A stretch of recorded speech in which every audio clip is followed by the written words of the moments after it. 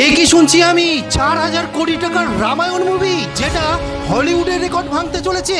যে আবতারের বাজেট ছিল 2,000 থেকে 3,000 কোটি টাকা, তার রেকর্ড পর্যন্ত ভাঙতে চলেছে। হ্যাঁ, আপনারা ঠিকই শুনছেন, যে রামায়ণের টিজার বেরিয়েছে, বাজেট বেরিয়েছে, সেটা হলিউডের সমস্ত মুভিকে ছাড়িয়ে দিয়েছে।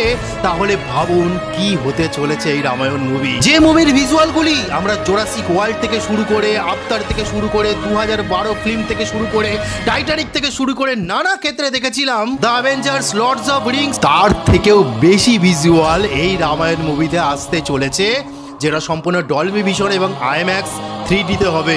এতদিন সারা বিশ্বের মহাকাব্য ইতিহাস আমরা দেখতাম, এবার সারা বিশ্ব দেখবে ভগবান রামকে, আমাদের ভারতবর্ষের আত্মা, ইতিহাসকে। বন্ধুরা, এই রামায়ণ মুভির প্রধান চরিত্র আছেন রণবীর কাপুর। আর এটা জানলে আপনারা অবাক হয়ে যাবেন যে তিনি যবে থেকে এই রামায়ণ মুভি বানাতে শুরু করেছেন, তিনি সাত্বিক আহার করছেন, মাছ, মাংস, মদ থেকে শুরু করে সমস্ত কিছু ত্যাগ করে দিয়েছেন। আর রাবণের চরিত্রে কে আছে জানেন? কেজিএফ এর যে নায়ক ইয়াশ অর্থাৎ যশ, তিনি আছেন।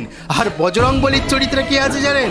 2.5 কিলো কা হাত, मैं निकला गड्डी लेके, হ্যাঁ, সানি দেওয়াল। আর মাতা সীতার চরিত্রে সাই পল্লবী আছেন। এছাড়াও এই রামায়ণ মুভির মিউজিক ডাইরেক্টর আছে এআর রহমান সহ আরেকজন, কে জানেন?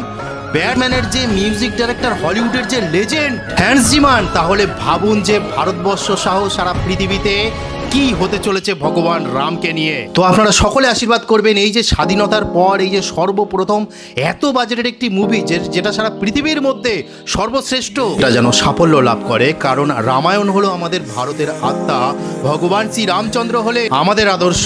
কারণ আমার পিতামাতা ছোটবেলা থেকে তারা রামানন্দের রামায়ণ দেখে বড় হয়েছে, সেই রাম কথা আমাদের শুনিয়ে শুনিয়ে বড় করেছেন। তাই ভগবান রামকে আমরা হারাতে দেব না, আগামী দিনে আরো বিশ্বে ছড়িয়ে দেব, সেই পরিকল্পনায় এই ডাইরেক্টর নিয়েছেন।